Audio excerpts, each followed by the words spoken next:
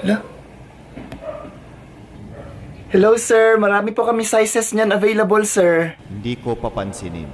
Aalis lang din to pag hindi ko pansinin. Putik yan, hindi umalis.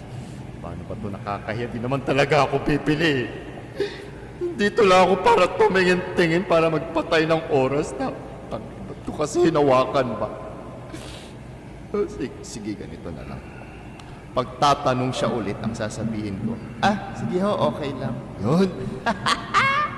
Ganun yung gagawin ko. Hindi po okay lang. Kahit anong tatanungin niya, yun ang isasagot ko. Hindi po okay lang. Yan. Talino. Sige naman, magtanong ka naman, bilis. Sir, ano pong size nyo?